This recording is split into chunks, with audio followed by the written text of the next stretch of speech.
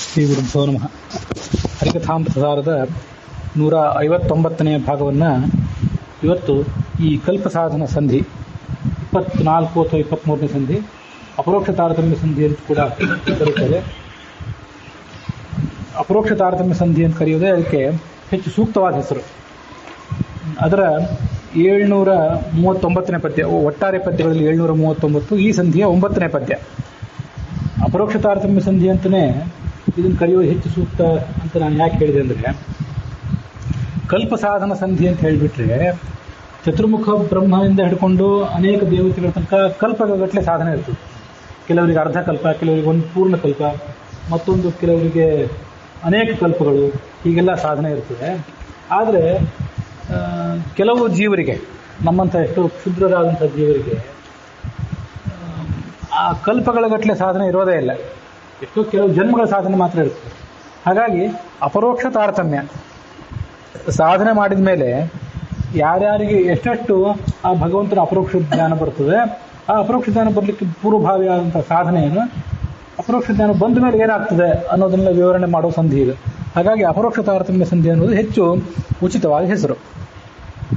ಅದರಲ್ಲಿ ಕಳೆದ ದಿವಸ 8ನೇ ಪದ್ಯ ನೋಡಿದಾಗ ಜ್ಞಾನಯೋಗಿಗಳು ಅಂದ್ರೆ ಏನು, ಕರ್ಮಯೋಗಿಗಳು ಅಂದ್ರೆ ಏನು, ಭಕ್ತಿಯೋಗಿಗಳು ಅಂದ್ರೆ ಏನು, ಇದನ್ನೆಲ್ಲ ನಾವು ಶ್ರವಣ ಮಾಡಿದೆವು. ಮುಂದೆ ಆ ಜ್ಞಾನಯೋಗಿಗಳಾದವರು ಯಾವ ರೀತಿಯಾಗಿ ಬಿಂಬ ದರ್ಶನ ಪಡ್ಕೊಳ್ತಾರೆ, ಅವರ ಸಾಧನೆಯ ರೀತಿ ಏನು ಅಂತನ್ನೋದನ್ನು ಹೇಳ್ತಾರೆ. ಭರತಖಂಡದಿ 100 ಜನ್ಮವ ಧರಿಸಿ ನಿಷ್ಕಾಮಕ ಸುಕರ್ಮಾಚರಿಸಿದ ಅನಂತರದಿ ದಶಸಹಸ್ರ ಜನ್ಮದಲ್ಲಿ ಉರುತರ ಜ್ಞಾನವನ್ನು ಪಡೆದು 5 ದಶದೇಹದಲ್ಲಿ ಭಕ್ತಿಯ ನಿರವಧಿಕನಲ್ಲಿ ಮಾಡಿ ಕಾಂಬರು ಬಿಂಬರೂಪವನು ಪಡೆದ 5 ದಶದೇಹದಲ್ಲಿ ಅಂತಿದೆಯಲ್ಲ, ಅದು ಒಂದು ಸ್ವಲ್ಪ ಪಾಠಾಂತರ ಆಗಬೇಕು, ಅದು ಉಚಿತ. 5-6 ದಶದೇಹದಲ್ಲಿ ಅಥವಾ 3-5 ದಶದೇಹದಲ್ಲಿ ಅಂತ ಹೀಗಾದರೆ ಅದು ಹೆಚ್ಚು ಉಚಿತ ಆಗ್ತದೆ. ಆ ಪ್ರಕಾರ ಯಾಕೆ ಅಂತಂದರೆ ಅದರ ಅರ್ಥ ನೋಡಿದಾಗ ನಮಗದು ಸ್ಪಷ್ಟ ಆಗ್ತದೆ. ಮುಂದೆ ಅರ್ಥ ನಾನು ಈಗ ಅದರ ವಿವರಣೆ ಹೇಳಲಿಕ್ಕೆ ಹೋಗೋದಿಲ್ಲ. ಅರ್ಥ ನೋಡಿದಾಗ ತಾನಾಗಿಯೇ ಗೊತ್ತಾಗ್ತದೆ. ಈ ಜ್ಞಾನಯೋಗಿಗಳಿದ್ದಾರಲ್ಲ, ಭರತಖಂಡದಲ್ಲಿ ಇವರು ಜನ್ಮ ತಾಳಬೇಕು. ಮೊದಲು 100 ಜನ್ಮ ತಾಳಬೇಕು. 100 ಜನ್ಮ ತಾಳಿ ನಿಷ್ಕಾಮಕ ಸುಕರ್ಮಾಚರಿಸಿದ ಅನಂತರ, ನಿಷ್ಕಾಮಕ ಕ ಅಂತ ಏನಿದೆಯಲ್ಲ ಅದಕ್ಕೆ ಹೆಚ್ಚಿನ ಅರ್ಥ ಏನಿಲ್ಲ, ನಿಷ್ಕಾಮವಾದ ಕರ್ಮ ಅಂತ ಇಷ್ಟೇ ಅರ್ಥ. ನಿಷ್ಕಾಮವಾದಂಥ ಸುಕರ್ಮ ಅಂದರೆ ಶ್ರೇಷ್ಠವಾದ ಕರ್ಮ ಅಂಥದನ್ನು ಅವರು ಆಚರಣೆ ಮಾಡಬೇಕು. ಅದರ ಬಳಿಕ 10,000 ಜನ್ಮ ಗುರುತರ ಜ್ಞಾನವನ್ನು ಪಡೆದು ಶ್ರವಣ ಮಾಡಬೇಕು, ಮನನ ಮಾಡಬೇಕು. ಅದನ್ನೆಲ್ಲ ಜ್ಞಾನದ ಮುಖವಾಗಿ ಅವರು ತಿರುಗಿಸ್ಕೊಳ್ಬೇಕು. ಹೀಗೆ ಇಷ್ಟು ದೀರ್ಘವಾದಂಥ ಕೆಲಸವನ್ನು ಅವ್ರು ಮಾಡಬೇಕಾಗ್ತದೆ.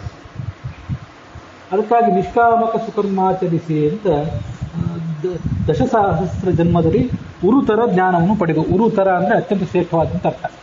ಹೀಗೆ ಅತ್ಯಂತ ಶ್ರೇಷ್ಠವಾದ ಜನ್ಮವನ್ನು ಅವರು ಜ್ಞಾನವನ್ನು ಪಡ್ಕೊಳ್ಳಿಕ್ಕಾಗಿ 10,000 ಜನ್ಮ ತಾಳ್ತಾರೆ. ಇದು ಅವ್ರಿಗೆ ಹೆಚ್ಚಿಂದು. ಹಿಂದಿನವರು 1000 ಜನ್ಮ ಕರ್ಮ ಮಾಡಿದರು, ಆಮೇಲೆ 100 ಜನ್ಮ, ಒಂದು 10 ಜನ್ಮ ಜ್ಞಾನಕ್ಕಾಗಿ ವಿನಿಯೋಗಿಸಿದರು, 3 ಜನ್ಮ ಭಕ್ತಿಗಾಗಿ ವಿನಿಯೋಗಿಸಿದರು ಅಂತ ಹಿಂದೆ ಬಂದಿತ್ತು. ಇವರು 10,000 ಜನ್ಮವನ್ನು ಜ್ಞಾನಕ್ಕಾಗಿ ವಿನಿಯೋಗಿಸ್ತಾರಾದ್ರಿಂದ ಇವರನ್ನು ಜ್ಞಾನಯೋಗಿಗಳು ಅಂತ ಕರೀತಾರೆ. ಹಿಂದೆ ನಾವು ಆ ಭಾಗವತ ತಾತ್ಪರ್ಯಕ್ಕನುಸಾರವಾಗಿ ಅದನ್ನು ನೋಡಿದ್ವಿ. ಈ ಜ್ಞಾನಯೋಗಿಗಳು, ಸನಕ ಮೊದಲಾದಂಥ ಜ್ಞಾನಯೋಗಿಗಳೇ ಇದ್ದಾರಲ್ಲ, ಅವರು ಷಡಂಗ ಸಮೇತವಾದಂಥ ವೇದವನ್ನು ಓದ್ತಾರೆ. ಆ ಅಂಗಗಳಿಗೆ ಸಮೇತವಾಗಿ ವೇದಗಳಿಗೆ ಅರ್ಥವನ್ನು ಮಾಡ್ಕೊಳ್ಳಿಕ್ಕೆ ಪ್ರಯತ್ನ ಪಡ್ತಾರೆ. ಅಂಗಾನುಸಾರಿ ವೇದಾರ್ಥಂ ಜ್ಞಾತ್ವಾ ತದನುಸಾರತಃ ಭಗವದ್ಗುಣ ಯೈರ್ ವಿನೀಯಂತೆ ತೇ ಪ್ರೋಕ್ತಾ ಜ್ಞಾನಯೋಗಿನಃ. ಹೀಗೆ ಅಂಗ ಸಮೇತವಾದ ವೇದವನ್ನು ಅಧ್ಯಯನ ಮಾಡಲಿಕ್ಕಾಗಿ ಇಷ್ಟು ಜನ್ಮವನ್ನು ಅವರು ಉಪಯೋಗ ಮಾಡ್ಕೊಳ್ತಾರೆ. ಗುರುತರ ಜ್ಞಾನವನ್ನು ಪಡೆದು ಮುಂದೆ 5 ದಶದೇಹದಲ್ಲಿ ಅಂತಿದ್ದರೆ, 5 ಅಂತಂದ್ರೆ 10, 10 × 10, 5 ಅಂದ್ರೆ 10 ಆಯಿತು. ಅದನ್ನು ನಾವು 10ರಿಂದ ಗುಣಿಸಿಬಿಟ್ರೆ 5 ದಶದೇಹ ಅಂದರೆ 100 ಜನ್ಮದಲ್ಲಿ ಭಕ್ತಿಯನ್ನು ಪಡೆದು ಮುಂದೆ ನಿರವಧಿಕನಾದಂಥ ಭಗವಂತನಲ್ಲಿ ಭಕ್ತಿಯನ್ನು ಮಾಡಿ ಕೊನೆಗೆ ಬಿಂಬರೂಪವನ್ನು ಕಾಣ್ತಾರೆ ಅಂತ ಅರ್ಥ ಆಗ್ತದೆ.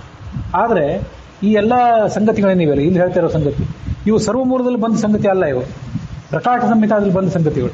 ಹಾಗಿರುವಾಗ ಇವುಗಳಿಗೆ ಮೂಲವಾದಂಥ ಪ್ರಕಾಶ ಸಂಹಿತಾದಲ್ಲಿ 100 ಅಂತ ಹೇಳಿದ್ದಾರೋ ಏನಂತ ಹೇಳಿದ್ದಾರೆ ಅಂತ ನೋಡಿಬಿಟ್ರೆ ಈ ಪಾಠ ಶುದ್ಧವೋ ಹೌದೋ ಅಲ್ಲೋ ಅಂತ ಗೊತ್ತಾಗಿಬಿಡ್ತದೆ.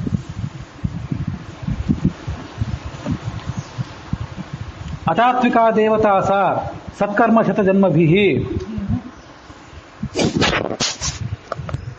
ಪ್ರಕಾಶ ಸಂಹಿತಾ ಏನು ಹೇಳಿದೆ? ಕೃತ್ವಾ ದಶಸಹಸ್ರೋರು ಜನ್ಮಭಿಃ ಜ್ಞಾನಮಾಪ್ತ್ಯ ಚ. 10,000 ಜನ್ಮಗಳನ್ನು ಅವರು ತಾಳ್ತಾರೆ. 10,000 ಜನ್ಮಗಳಲ್ಲಿ ಶ್ರೇಷ್ಠವಾದ ಜ್ಞಾನವನ್ನು ಪಡ್ಕೋತಾರೆ. ಕೊನೆಗೆ ಭಕ್ತಿಂ ತ್ರಿಶತಕೈರಾಪ್ಯ ಮುಚ್ಚಂತೆ ಜ್ಞಾನ ಯೋಗಿನಃ. 300 ಜನ್ಮಗಳಲ್ಲಿ ಮತ್ತೆ ಭಕ್ತಿಯ ಸಾಧನೆ ಮಾಡ್ತಾರೆ ಅಂತಿದೆ ಆ ಪ್ರಕಾಶ ಸಂಹಿತಾದಲ್ಲಿ. ಹಾಗಾಗಿ ಇದು 5-2 ದಶ ಅಂತ ಹೇಳಿಬಿಟ್ರೆ 100 ಆಗಿಬಿಡ್ತದೆ. 100 ಅಲ್ಲ, ಇದು 5-6 ದಶ ದೇಹದಲ್ಲಿ ಅಥವಾ 3-5-2 ದಶ ದೇಹದಲ್ಲಿ ಅಂತ ಹೀಗಾಗಬೇಕು. ಈ ಪಂಚರತ್ನ ಪ್ರಕಾಶಕ ಪುಸ್ತಕದಲ್ಲಿ 3-5-2 ದಶ ದೇಹದಲ್ಲಿ ಅಂತಿದೆ. ನೀವು ಇದನ್ನು ಕೇಳುವವರು ಅಲ್ಲಿ ನಿಮ್ಮ ಹತ್ರ ಪದ್ಮನಾಭದಾಸರು ಇತ್ಯಾದಿ ಬೇರೆ ಬೇರೆ ಪುಸ್ತಕಗಳಿದ್ರೆ ಅಲ್ಲಿ ಇದನ್ನ ತಿದ್ಕೊಡ್ರಿ. ಕೆಲವು ಸರಿ ಆ ಪದ್ಮನಾಭದಾಸರ ಪುಸ್ತಕದಲ್ಲೇ ಅದು ಬಹಳ ಶ್ರೇಷ್ಠವಾದ ಪುಸ್ತಕ ವಸ್ತುತಃ, ಅದರಲ್ಲೇ ಕೆಲವು ಕಡೆ ತಪ್ಪುಗಳು ಆಗೋ ಸಾಧ್ಯತೆಯೂ ಕೂಡ ಇದೆ. ಅದನ್ನು ನಾನು ಗಮನಿಸಿದ್ದೇನೆ ಹಿಂದೆ. ಅದಕ್ಕಾಗಿ 3-5-2 ದಶ ದೇಹದಲ್ಲಿ ಅಥವಾ 5-6 ದಶ ದೇಹದಲ್ಲಿ ಅಂತ ಇದ್ರೆ ಅದು ಹೆಚ್ಚು ಉಚಿತ ಆಗ್ತದೆ. ಅದಕ್ಕಾಗಿ ಹಾಗೆ ಅದನ್ನು ತಿದ್ಕೊಳ್ರಿ. ಈಗೇನು 5-6 ದಶ ದೇಹ ಅಂತ ಏನು ಅಂತಂದ್ರೆ 5ನ್ನ 6ರಿಂದ ಗುಣಿಸ್ಬೇಕು ಅಂದ್ರೆ 30 ಆಯ್ತು. 30ನ್ನ ಮತ್ತೆ 10ರಿಂದ ಗುಣಿಸ್ಬೇಕು. ಹೀಗೆ ಮಾಡಿಬಿಟ್ರೆ ಅದು 300 ಆಯ್ತು. ಹೀಗೆ ಒಟ್ಟು 300 ಜನ್ಮಗಳಲ್ಲಿ ಅವರು ಕರ್ಮದ ಸಾಧನೆಯನ್ನು ಈ ಭಕ್ತಿಯ ಸಾಧನೆಯನ್ನು ಮಾಡ್ತಾರೆ ಅಂತ ಅರ್ಥ. ಅಥವಾ 3-5-2 ದಶ ದೇಹದಲ್ಲಿ 3-5 ಅಂತಂದ್ರೆ 3 × 5 ಇದು 15. ಆ 15 ಆಯ್ತು. 15ನ್ನು ಮತ್ತೆ 2ರಿಂದ ಗುಣಿಸ್ಬೇಕು, ಅದು 30 ಆಯ್ತು. ಆ 30ನ್ನು 10ರಿಂದ ಗುಣಿಸ್ಬಿಟ್ಟು 300 ಆಯ್ತು. ಹೀಗೆ 5-6 ದಶ ದೇಹದಲ್ಲಿ ಅಂತಂದ್ರು 3-5-2 ದಶ ದೇಹದಲ್ಲಿ ಅಂತಂದ್ರು ಅದಕ್ಕೆ ಅರ್ಥ ಒಂದೇ. ಹೀಗೆ ಇವೆರಡು ಪಾಠ ಸರಿ. ಅಂತೂ ಆ ಕನ್ನಡ ಅನುವಾದದಲ್ಲಿಯೂ ಕೂಡ 100 ಜನ್ಮಗಳಲ್ಲಿ ಅಂತಿದೆ ಇಲ್ಲೊಂದು ಕನ್ನಡ ಅನುವಾದದಲ್ಲಿ. ಅದನ್ನು ತಿದ್ದುಕೊಂಡು 300 ಜನ್ಮಗಳಲ್ಲಿ ಅಂತ ಮಾಡಿಕೊಳ್ರಿ.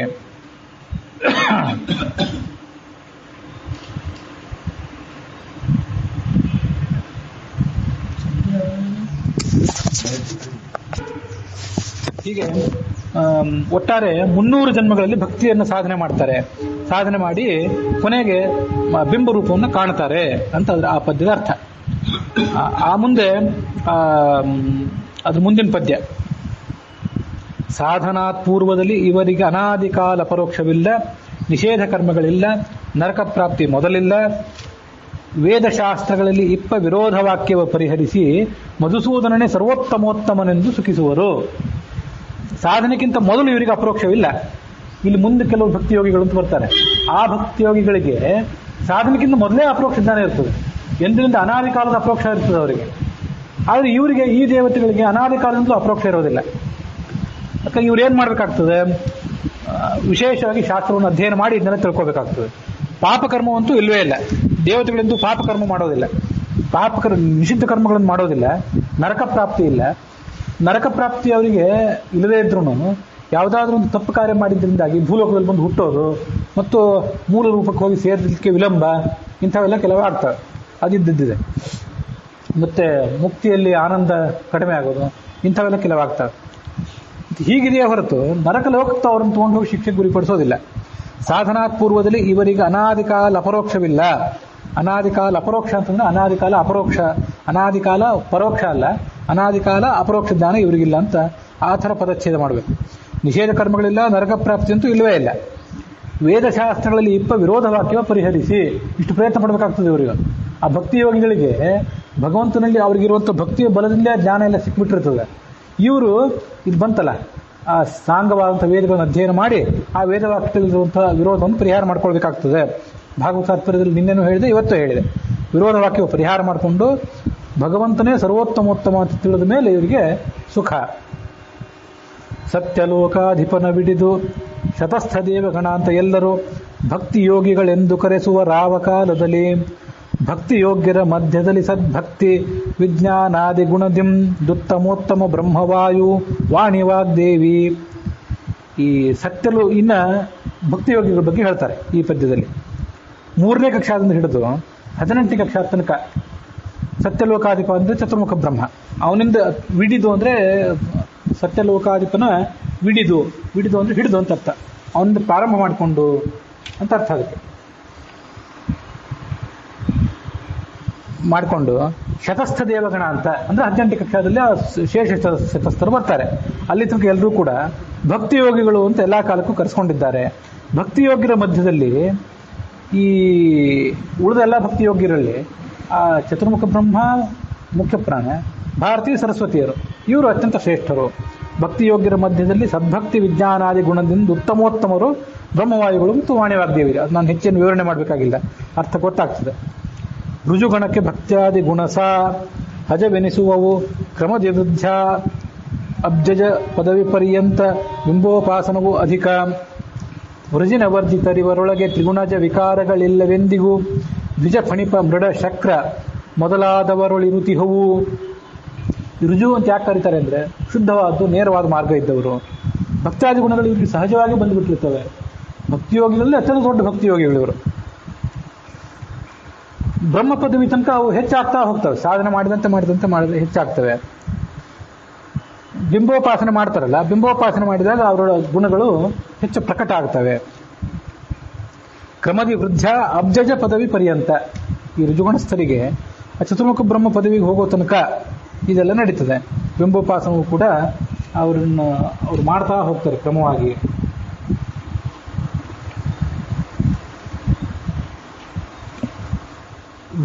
ವೃಜಿನ ವರ್ಜಿತರು ಇವರು ಪಾಪರಹಿತರಾಗಿದ್ದಾರೆ ಎಂದು ಕೂಡ ತಪ್ಪಿ ನಡೆಯೋದಿಲ್ಲ ಇವರು. ವೃಜಿನ ವರ್ಜಿತರು ಇವರೊಳಗೆ ತ್ರಿಗುಣಜ ವಿಕಾರವಿಲ್ಲವೆಂದಿಗೂ. ಸತ್ವ ರಜಸ್ಸು ತಮಸ್ಸು ಅನ್ನುವಂಥ 3 ಗುಣಗಳಿವೆಯಲ್ಲ, ಆ ಗುಣಗಳ ವಿಕಾರ ಇವರಿಗೆ ಯಾವತ್ತೂ ಕೂಡ ಆಗೋದಿಲ್ಲ. ಅಂಥ ಗುಣಗಳ ವಿಕಾರ ಇವರನ್ನು ಹೆಚ್ಚು ಪೀಡಿಸೋದಿಲ್ಲ. ಭೌತಿಕವಾದ ಶರೀರ ಇರ್ತದೆ ಅಂತ ಹೊರತು ಆ ಗುಣಗಳಿಗೆ ಈಡಾಗಿ ಅವರು ಗುಣಗಳ ಪ್ರಭಾವಕ್ಕೆ ಈಡಾಗಿ ತಪ್ಪು ಕೆಲಸ ಎಂದು ಕೂಡ ಮಾಡೋದಿಲ್ಲ.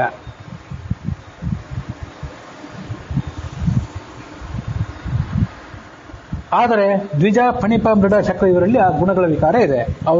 ಹಾಗಾಗಿ ಅವರನ್ನು ರುಜುಗಳು ಅಂತ ಕರೆಯೋದಿಲ್ಲ.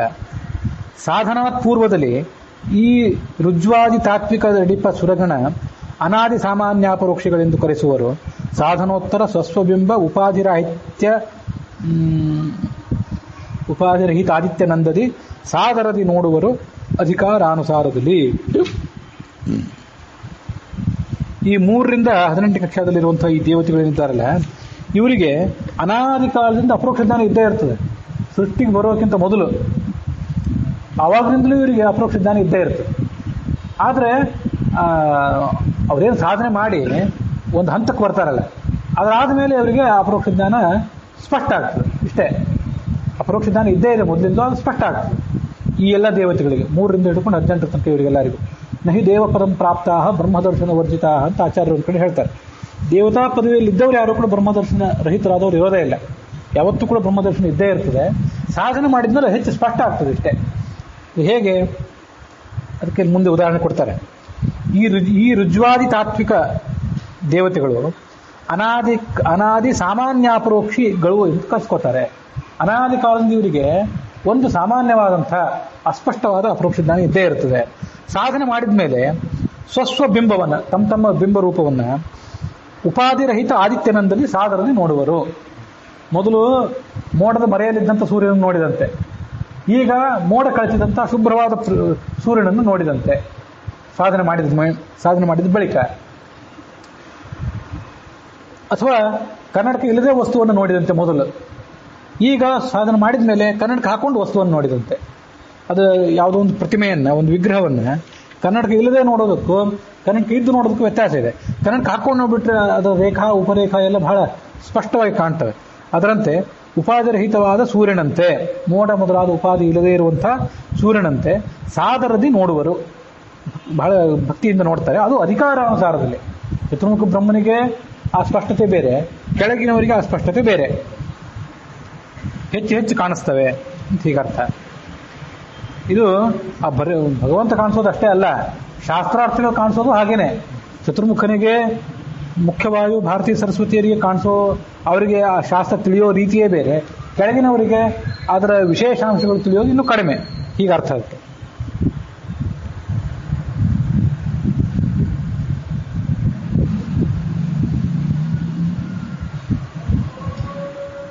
ಚಿನ್ನ ಭಕ್ತರು ಎನಿಸುತ್ತಿಹರು ಸುಪರ್ಣ ಶೇಷಾದ್ಯಮರರೆಲ್ಲ ಅಚ್ಛಿನ್ನ ಭಕ್ತರು ನಾಲ್ವರೆನಿಪ್ಪರು ಭಾರತಿ, ಪ್ರಾಣ, ಸೊನ್ನೊಡಲ, ವಾಗ್ದೇವಿಯರು, ಪಣೆಗಣ್ಣ ಮೊದಲಾದವರೊಳಗೆ ತತ್ತನ್ನಿಯಾಮಕರಾಗಿ ವ್ಯಾಪಾರವನ್ನೇ ಮಾಡುವರು. ಈ ಸುಪರ್ಣ ಶೇಷಾದ್ಯಮರರೆಲ್ಲ, ಗರುಡ, ಶೇಷ, ರುದ್ರ ಮೊದಲಾದ ಎಲ್ಲಾ ದೇವತೆಗಳು ಕೂಡ ಚಿನ್ನ ಭಕ್ತರು ಅಂತ ಅನಿಸ್ಕೊಂಡಿದ್ದಾರೆ. ಯಾವತ್ತೂ ಕೂಡ ಅವ್ರ ಭಕ್ತಿ ಒಂದೇ ರೀತಿಯಾಗಿರೋದಿಲ್ಲ. ಕೆಲವೊಂದು ಕಡೆ ಭಗವಂತನ ವಿರುದ್ಧವಾಗಿ ನಡ್ಕೊಂಡು ಬಿಡ್ತಾರೆ. ಅದ್ರ ಬಗ್ಗೆ ನಾನು ಈಗ ವಿವರ ಹೇಳಬೇಕಾಗಿಲ್ಲ, ತಾತ್ಪರ್ಯ ನಿರ್ಣಯದಲ್ಲೆಲ್ಲ ಬೇಕಾಷ್ಟು ಸರಿ ಬಂದಾಗಿದೆ. ಆದರೆ ಚತುರ್ಮುಖ ಬ್ರಹ್ಮ, ಮುಖ್ಯ ಪ್ರಾಣ, ಸರಸ್ವತಿ ಭಾರತೀಯರು ಮಾತ್ರ ಭಗವಂತನಿಗೆ ಯಾವ ಕಾಲಕ್ಕೂ ವಿರುದ್ಧವಾಗಿ ನಡ್ಕೊಳ್ಳುವಂಥವ್ರಲ್ಲ. ಅದಕ್ಕಾಗಿ ಶುದ್ಧವಾದ ಭಾಗವತ ಧರ್ಮದಲ್ಲಿ ಅವರು ನಿರತರಾಗಿರ್ತಾರೆ ಅಂತ ಕರೆಸ್ಕೋತಾರೆ. ಅಚ್ಚಿನ್ನ ಭಕ್ತರು ಯಾರು ಅಂದರೆ ನಾಲ್ವರೆನಿಪ್ಪರು, ಭಾರತಿ ಮತ್ತು ಪ್ರಾಣ, ಸೊನ್ನೊಡಲ, ವಾಗ್ದೇವಿ. ಸೊನ್ನು ಅಂದ್ರೆ ಬಂಗಾರ, ಸೊನ್ನೊಡಲ ಅಂದರೆ ಹಿರಣ್ಯಗರ್ಭನ ಅಂತ ಚತುರ್ಮುಖ. ಪಣೆಗಣ್ಣ ಮೊದಲಾದವರೊಳಗೆ, ಹಣೆಯಲ್ಲಿ ಕಣ್ಣುಳ್ಳಂಥ ಶಿವ ಮೊದಲಾದ ದೇವತೆಗಳಲ್ಲಿ ಇವರಿದ್ದು ತತ್ತನ್ನಿಯಾಮಕರಾಗಿ ಅವರವರ ಒಳಗಿದ್ದು ಆಯಾ ಕೆಲಸಗಳನ್ನು ಅವ್ರ ಮೂಲಕ ಮಾಡಿಸ್ತಾರೆ.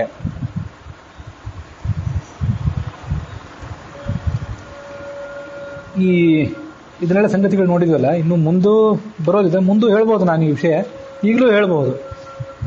ಇದನ್ನೆಲ್ಲ ಓದಿದ್ಮೇಲೆ ಈ ಕಲ್ಪ ಸಾಧನ ಸಂಧಿ ಇತ್ಯಾದಿಗಳನ್ನೆಲ್ಲ ಓದ್ತಾ ಹೋದಂತೆ ನಿಧಾನವಾಗಿ ನನ್ನ ಮನಸ್ಸು, ನನ್ನ ಒಲವು ಈ ಮುಷ್ಟಿ ಸೃಷ್ಟಿವಾದ ಅಂತ ಏನಿದೆಯಲ್ಲ ಅದರ ಕಡೆ ವಾಲ್ತಿದೆ. ಮೊನ್ನೆ ದಿವಸ ನಾವು ಅದನ್ನು ಚರ್ಚೆ ಮಾಡಿದ್ವಿ. ಅನಾದಿ ಕಾಲದಿಂದ ಎಲ್ಲ ಜೀವರು ಕೂಡ ಸೃಷ್ಟಿಯಲ್ಲಿಲ್ಲ. ಒಂದೊಂದು ಕಾಲದ ಘಟ್ಟದಲ್ಲಿ ಒಬ್ಬೊಬ್ಬ ಜೀವರು ಕೂಡ ಸೃಷ್ಟಿಗೆ ಬರ್ತಾರೆ. ಈ ಮುಷ್ಟಿ ಸೃಷ್ಟಿವಾದ ಅಂತ ಏನಿದೆಯಲ್ಲ, ಒಂದು ಕಲ್ಪ ಪ್ರಾರಂಭ ಆದಾಗ ಪರಮಾತ್ಮ ಒಂದು ಮುಷ್ಟಿಯಲ್ಲಿರುವಂಥ ಜೀವರನ್ನು ಹೊರಗೆ ತೆಗೆದು ಹಾಕ್ತಾನೆ ಸೃಷ್ಟಿಗೆ. ಅವರು ತಮ್ಮ ಸಾಧನೆ ಮಾಡ್ತಾ ಹೋಗ್ತಾರೆ ಅಂತ ಈಗ ನಮಗೆ ಶಾಸ್ತ್ರದಲ್ಲಿ ಕೇಳಿ ಬರ್ತದೆ. ಒಂದು ಮುಷ್ಟಿಯಿಂದ ತೆಗೆದು ಹಾಕುವಾಗ ಚತುರ್ಮುಖನನ್ನ ಮತ್ತು ಕ್ಷುಲ್ಲಕರಾದಂಥ ಜೀವ ಎಲ್ಲರನ್ನೂ ಒಟ್ಟಿಗೆ ತೆಗೆದು ಹಾಕೋದಿಲ್ಲ. ಅದರಲ್ಲಿ ಸ್ವಲ್ಪ ವ್ಯತ್ಯಾಸ ಇದೆ. ಇದನ್ನ ಸ್ಪಷ್ಟವಾಗಿ ಶಾಸ್ತ್ರದಲ್ಲಿ ಆಚಾರ್ಯರಲ್ಲಿ ಹೇಳಲಿಲ್ಲ. ಆದರೆ ಅದನ್ನು ಹೀಗೆ ವಿಸ್ತಾರ ಸ್ವಲ್ಪ ವಿಂಗಡಣೆ ಮಾಡಿ ನಾವೇ ತಿಳ್ಕೊಳ್ಬೇಕು. ಚತುರ್ಮುಖ ಬ್ರಹ್ಮನನ್ನ, ಈಗಿನ ಚತುರ್ಮುಖ ಬ್ರಹ್ಮನನ್ನ ಈಗ 200 ಕಲ್ಪದ ಹಿಂದೆ, 200 ಬ್ರಹ್ಮಕಲ್ಪಗಳ ಹಿಂದೆ ಸೃಷ್ಟಿಗೆ ತಂದ. ಅದಕ್ಕಿಂತ ಮೊದಲು ಆತ ಅಸೃಜ್ಯಾವಸ್ಥೆಯಲ್ಲಿ ಇದ್ದ. ಈಗ 200 ಕಲ್ಪದ ಹಿಂದೆ ಆತ ಸೃಜ್ಯಾವಸ್ಥೆಗೆ ಬಂದ. ಅದಕ್ಕಿಂತ ಮೊದಲು ಕೂಡ ಅವನಿಗೆ ಅನಾದಿ ಕಾಲವಾದಂತಹ ಒಂದು ಅಪರೋಕ್ಷ ಜ್ಞಾನ ಇದ್ದೇ ಇತ್ತು, ಅಸ್ಪಷ್ಟವಾದ ಜ್ಞಾನ ಇತ್ತು. ಆ 200 ಕಲ್ಪದ ಹಿಂದೆ ಆತ ಬಂದಲ್ಲ, ಮೊದಲು ಏನು ಮಾಡಿದ, ಒಂದು 100 ಕಲ್ಪ ಸಾಧನೆ ಮಾಡಿದ, ಜ್ಞಾನಕ್ಕಾಗಿ ಸಾಧನೆ ಮಾಡಿದ. 1 ರಿಂದ 100 ತನಕ ವಿಶೇಷವಾಗಿ ಸಾಧನೆ ಮಾಡಿದ. ವಿಶೇಷವಾಗಿ ಸಾಧನೆ ಮಾಡಿದಾಗ 100ನೇ ಜನ್ಮದಲ್ಲಿ ಅವನಿಗೇನು ಬಂತು, ಒಂದು ಅಪರೋಕ್ಷ ಜ್ಞಾನ ಬಂತು, ಸ್ಪಷ್ಟವಾದ ಅಪರೋಕ್ಷ ಜ್ಞಾನ ಬಂದ್ಬಿಡ್ತು. ಇನ್ನು ಕನ್ನಡಕ್ಕೆ ಹಾಕೊಂಡು ಒಂದು ಪ್ರತಿಮೆಯನ್ನು ನೋಡಿದಂತೆ ಅಥವಾ ಮೋಡವಿಲ್ಲದ ಸೂರ್ಯನ ನೋಡಿದಂತೆ ಅವನಿಗೆ ಜ್ಞಾನ ಬಂತು. ಮುಂದೆ ಏನು ಮಾಡಿದ, 101ರಿಂದ ಹಿಡ್ಕೊಂಡು 200 ತನಕ ಪ್ರಾರಬ್ಧ ಕರ್ಮವನ್ನು ಅನುಸರಣೆ ಮಾಡಲಿಕ್ಕೆ ಶುರು ಮಾಡಿದ. ಅದು ಮುಂದೆ ಬರೋದಿದೆ, ಮತ್ತೊಂದ್ಸಲ ಹೇಳ್ತೀವಿ. ಇಲ್ಲಿ ಪ್ರಾರಬ್ಧ ಅಂತಂದ್ರೆ ಸುಖ ಪ್ರಾರಬ್ಧವೇ. ನಮಗೆ ಪ್ರಾರಬ್ಧ ಅಂತಂದ್ರೆ ಕೆಟ್ಟ ಪ್ರಾರಬ್ಧ ಅಂತ ಅನಿಸ್ಬಿಟ್ಟಿದೆ. ಹಾಗಲ್ಲ, ಸುಖ ಪ್ರಾರಬ್ಧನೇ ಅವನಿಗೆ. ಆವಾಗಲೇ ಈ ಎಲ್ಲ ಅವತಾರಗಳನ್ನು ತಾಳೋದು, ಭಗವಂತನಿಗೆ ಅಂಗಭೂತನಾಗಿ ಕಾರ್ಯಗಳನ್ನು ಮಾಡೋದು, ಇದನ್ನೆಲ್ಲ ಮಾಡ್ತಾನೆ. ಹೀಗೆ ಚತುರ್ಮುಖ ಬ್ರಹ್ಮ 200 ಕಲ್ಪದ ಹಿಂದೆ ಸೃಷ್ಟಿಗೆ ಬಂದ. ರುದ್ರ ಇತ್ಯಾದಿಗಳು 100 ಕಲ್ಪದ ಹಿಂದೆ ಸೃಷ್ಟಿಗೆ ಬಂದರು. ಇನ್ನು ಕೆಲವರು ಇಂದ್ರಾದಿಗಳು 50 ಕಲ್ಪದ ಹಿಂದೆ ಸೃಷ್ಟಿಗೆ ಬಂದರು. ಕೆಲವರು 20 ಕಲ್ಪಗಳ ಹಿಂದೆ, ಕೆಲವರು 10 ಕಲ್ಪಗಳ ಹಿಂದೆ, ಕೆಲವರು 6 ಕಲ್ಪಗಳ ಹಿಂದೆ ಸೃಷ್ಟಿಗೆ ಬಂದರು. ಅನೇಕ ಕಲ್ಪಗಳ ಸಾಧನೆ ಮಾಡಬೇಕಾದವರು ಅಷ್ಟು ಕಲ್ಪಗಳ ಹಿಂದೆ ಸೃಷ್ಟಿಗೆ ಬಂದರು. ಅನಾದಿ ಕಾಲದಿಂದ ಇವರು ಯಾವ ಸೃಷ್ಟಿಯಲ್ಲಿ ಇರಲಿಲ್ಲ. ಈಗ ನಾವು ಕ್ಷುಲ್ಲಕರಾದವರು ಏನಿದ್ದೇವಲ್ಲ, ನಾವು ಇದೇ ಕಲ್ಪದಲ್ಲಿ ಸೃಷ್ಟಿಗೆ ಬಂದ್ವಿ. ಕೆಲವು ಜನ್ಮದಲ್ಲಿ ನಮ್ಮ ಸಾಧನೆ ಮುಗಿದೋಗ್ಬಿಡ್ತದೆ. 1000, 2000 ಎಷ್ಟೆಷ್ಟು ಅಂತ ಶಾಸ್ತ್ರದಲ್ಲಿ ಸರ್ವಮೂಲದಲ್ಲಿ ಆಚಾರ್ಯ ಹೇಳಲಿಲ್ಲ.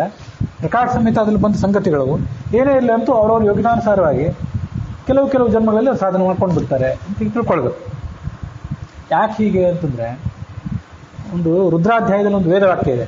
ಆ ವೇದವಾಕ್ಯವನ್ನು ಮನನ ಮಾಡ್ತಾ ಕೂತ್ಕೊಂಡಾಗ ಈ ಸಂಗತಿ ಹೀಗೆ ಮುಷ್ಟಿ ಸೃಷ್ಟಿ ಈ ಸಂಗತಿಯನ್ನೇ ಆಚಾರ್ಯರು ಕೂಡ ಸೂಚನೆ ಮಾಡಿದ್ದಾರೆ. ಮತ್ತು ಎಲ್ಲ ವ್ಯಾಖ್ಯಾನಕಾರರಿಗೆ, ಹರಿಕಥಾಮೃತ ಸಾರ ಮೊದಲಾದ ಗ್ರಂಥಕಾರರಿಗೂ ಕೂಡ ಅದೇ ಒಪ್ಪಿತ ಅಂತ ನನಗೊಂದ್ಸರಿ ಅನಿಸ್ತು. ಅದು ನಿಮ್ಮ ಮುಂದೆ ಈಗ ಹೇಳಿದೆ.